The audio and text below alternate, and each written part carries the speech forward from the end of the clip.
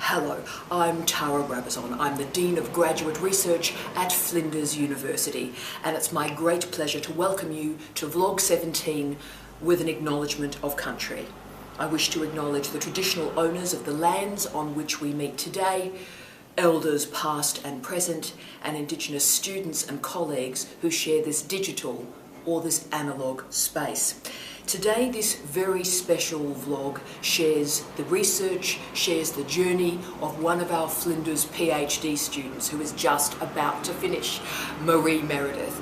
Maree is doing many extraordinary things in her research, but as we're about to find out, she is a radically interdisciplinary scholar, has used some astounding methods in her research to try and find a way to combine arts centres and health promotion for Indigenous communities. The work she is doing is a model and a method for the rest of the world.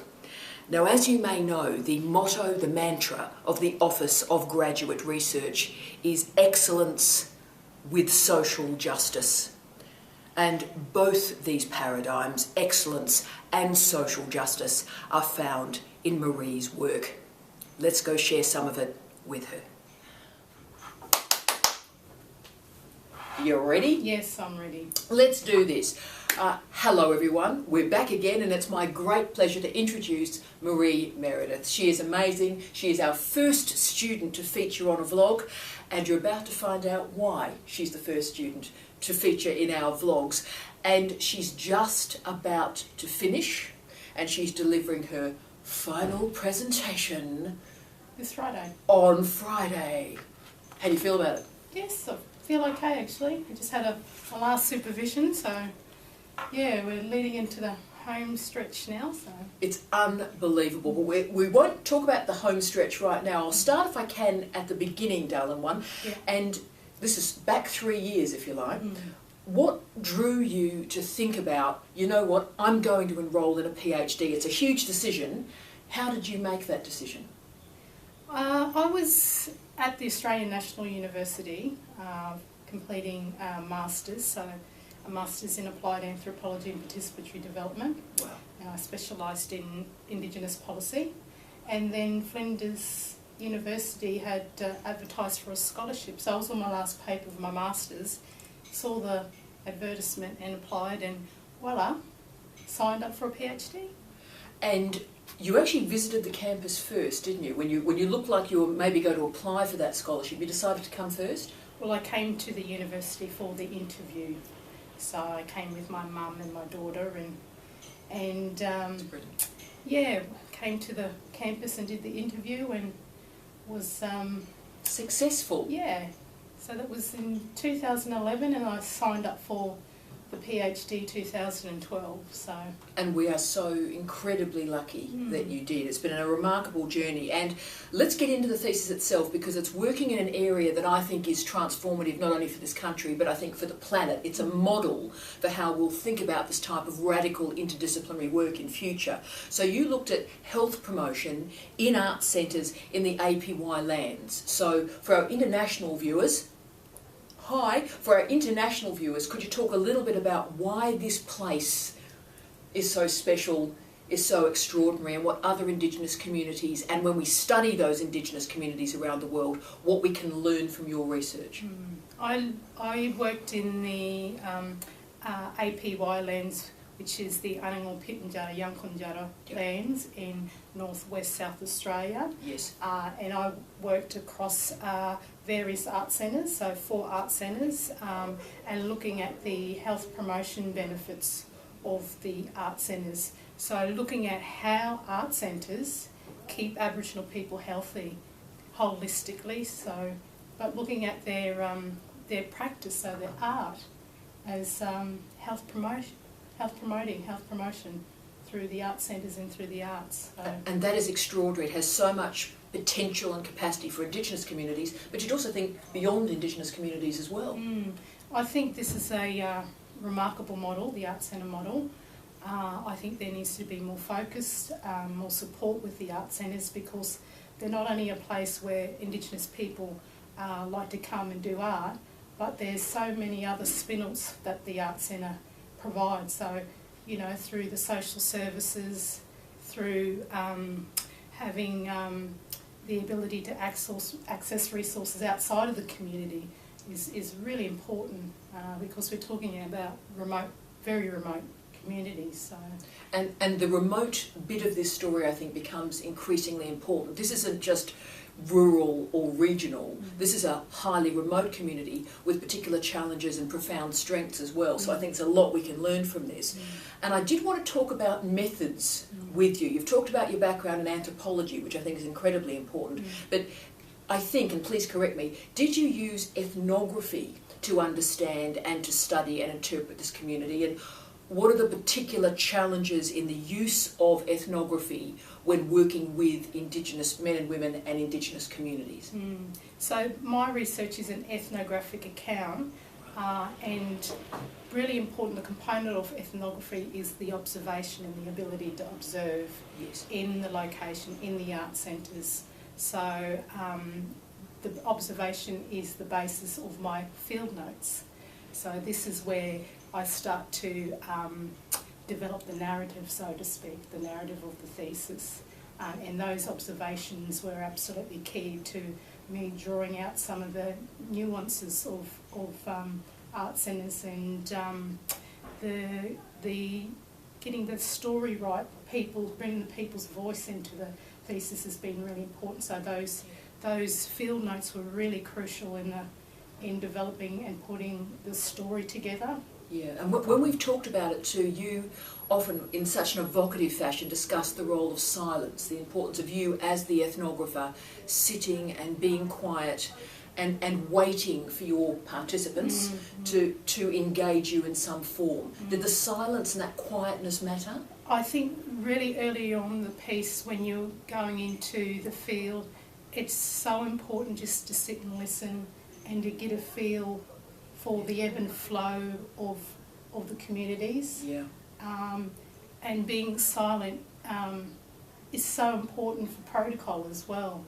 So, do you want to tell us a little bit more about that? So what's the role of silence when you're dealing with elders, for example, as a case study?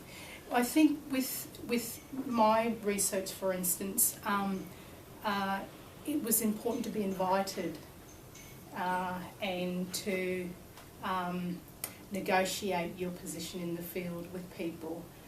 So waiting and being asked is it's very important, not to go in and as the researcher wanting to collect data. Well, I didn't collect data until 18 months in the field. So the ability to observe and to learn, because we're learning different ways of living and being and knowing, which is absolutely crucial to an Indigenous methodology. It's so important in those first stages of the research just to sit, listen and observe. Yeah. But then as the research kicks in, when you start to, collect the data, people will invite you, and then that's how you actually negotiate your access in. And that's so powerful. Once it starts, you know who you're working with, where to go to for information, and if things happen, you know how to deal with it because you've got the right people working with you. So you've really got to sort your relationships out in the beginning, and that is why you have to observe first, is to understand the context first and foremost. And I think we talk a lot in universities about sort of ethics and going through ethics approval, but I think particularly doing field work, ethics is much more subtle and nuanced than that, isn't it? It's not about a committee approving it. It's about very gentle conversations, isn't it? It's about relationships, I think. And I think for me, my research agenda is based on relationships and good relationships, and it's those relationships that will sustain you through the project. But then, of course, the outcome is revealing. I've been taken on this journey, and it's been excellent. It's opened up my eyes. It's been very challenging, but at the end of the day, I've got a story which is worth knowing because I brought people along with me. And I love that. I mean, that's the definition of a PhD, a story that is worth knowing. We talk about an original contribution to knowledge, but what you've discovered here, I think, is much more profound. And I'm going to drill a little bit more deeply into this, mate, and ask you about the specific challenges that you would confront when you're researching in not just a rural or regional Australian environment, but a remote environment. What specific challenges did you face when you were doing that? I think the challenge of travel and the distances. My furthest community and art centre that I worked with was out to the Western Australian border. So communities, Pitjantjatjara and Kulka, and the art centre that I worked with out there was Anangu. Well, it would take me a good 8 hours to get to that community, so I would need to spend extensive time out in the communities because of where they are. And of course you've got to have a good vehicle, you've got to have, there's no internet and mobile coverage, so it's important to ring through first and let people know that you're coming and that they're expecting you, because if something goes wrong out there, and in some cases I've been travelling with my young daughter, so always to travel with someone that's from out there as well is really important. But the biggest challenge for me was the travel and driving on dirt roads, driving on roads that are not really roads. Yeah, and then having to change tyres by yourself as well. That's a bit of a challenge. So. And when we enrol you in a PhD, we rarely sort of do the tyre test, do we? We sort of ask for your research proposal, not whether or not you can change a tyre. Yeah, I had some time in my previous job working with the Land Council, so I was well versed in changing tyres and driving people around and throwing swags up on the troopies. You put the rest of us to shame. Yeah. Fantastic, but you've captured, the distance that we're talking about, the difficulty of travelling, and also the disconnection, if you will, from what many of us as researchers take for granted. Yeah, I think you come in and out of worlds, and I think that's it's hard sometimes because you don't know what world you're in. And that's part of the PhD journey is coming in and out of multiple worlds, and then to come out of it and then having to digest, wow, what was that all about? Yeah, absolutely. That's been phenomenal, is to try and sort out your positioning, coming in and out of the field. And it is about ways of knowing. I think you've already captured that so strongly in this vlog. And it's not a culture clash, it's not a clash of knowledges. It's just ensuring that the enmeshing takes place with some integrity and some respect. Yes, we often talk about it as the cultural interface, and it's about two worldviews coming together and making it work for the better good. In this case, it was looking at my research and what benefits I could bring back to people. So, the research is not just about taking, but giving back. That's really important in this context. She's impressive, isn't she? You have so many fascinating stories that you gathered through your research, but you've got a fascinating story that I was crying with laughter when you told me when you and I first met, about how you received library books from Flinders University. Would you share that with our guys and gals? Where I lived, it's a little town called Marla, and it's one of the last towns as you're heading up the Stuart Highway from South Australia to the Northern Territory. So Marla's sort of situated on the Stuart Highway and the Yankunytjatjara. So I lived there because I could get internet access. So most of my, to get my library books, I'd have to put in through the document delivery service, a fantastic service. I put in for, to get my books bought up, and in most cases my books would be sent up within a 24-hour period, 48-hour period at the latest, on the Greyhound bus, and they'd drop it off at the service station, and then the service station attendant will call me and say, your books have arrived. So, that's how I managed to survive out there, was having the internet and having my books delivered up by the Greyhound bus. By the Greyhound bus, because that was Australia Post as well. And for all the great librarians out there, you are changing people's lives by doing great stuff like this. Absolutely phenomenal, that service.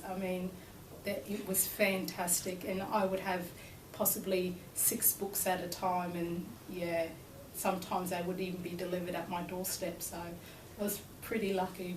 Oh, I think we're pretty lucky, but it's a great library story too. Yeah. I think that's fantastic.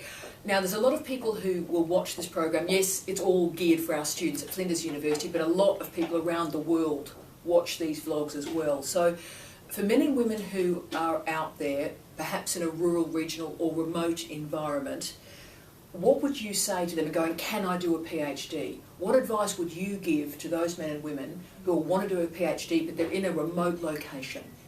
What would you suggest to them? Oh, look, I think it's all about making the system work for yourself. So, for instance, with me, it was having the ability to have my supervisions, and some of those supervisions were, done on Skype, but the majority of the time it was over the telephone. So the last 3 years I've had my supervisions over the telephone. Powerful. And I'd be hanging out for those supervisions as well, so not many that I missed, because when you're in a remote location you absolutely need the sounding board too. And the connection. Yeah, absolutely. But making the system work, making sure that the library worked for me was absolutely crucial. So there's systems there, but it's about making it work for yourself, and given the technology these days, sometimes it doesn't work out there, but you just got to find ways that can that you can try and enhance or make it easier for yourself. Yeah. And you're nearly finished. Do you regret doing the doctorate, or has it been something that you're so proud of yourself that you've done? Do you look back on it now and go, I'm glad I've done it? I'm so glad I've done it. Absolutely. Hard yakka, but it's been well and truly worth it. And the final question I'll ask you, as I would always ask our PhD students who are just about to finish, is what's next? What sort of future areas of research do you think are going to emerge, looking at that relationship between the arts centre and health promotion? What's the future? Can you see a bit of the future research for us and share it with us? I think there is a lot of potential in the creative industries, and I think in the future we need to start looking at philanthropic sector as as key sector to support research. And throughout my research I was able to tap into non-government sources. Yes. And they were particularly interested in the arts, and yes. I think this idea of marrying research with non-government support is yes. such an important collaboration, and they're very big advocates for the arts and the creative industries, and I think that's for Flinders and potential students, I think we need to start looking at those other collaborations outside of your normal partnerships. And philanthropic sector is very promising. Really powerful, and you've captured so strongly that one of the key areas of the creative industries is what I call the GLAMs: galleries, libraries, archives and museums. And in some ways you've shown the potential, particularly in and through Indigenous politics and Indigenous social justice, to really make those connections work and work effectively, I think. I think with a PhD you have the opportunity to do something different, and something that's not government driven, and that's where the power of research is, and philanthropic support had allowed me to do it. Maree, I have got to know you very well over the last, 3-4 weeks? Yep. And you are, I think, one of the most astounding people I've ever had a chance to meet. You're a very dear person, you're a very brilliant woman, and I think you represent the best of what this university can do and can achieve. And it was worth coming to Adelaide and worth coming to Flinders to meet you. Oh, thanks, Tara. You are a great scholar, and I wish you every success in the future. You are just a remarkable person. Thank you. And thank you for everything that you do, and you will continue to do. Yes. So, on behalf of Maree and myself, we wish you love, we wish you light, we wish you peace. Do you want to say bye? And I will say see you later. Bye. Oh. I hope that kind of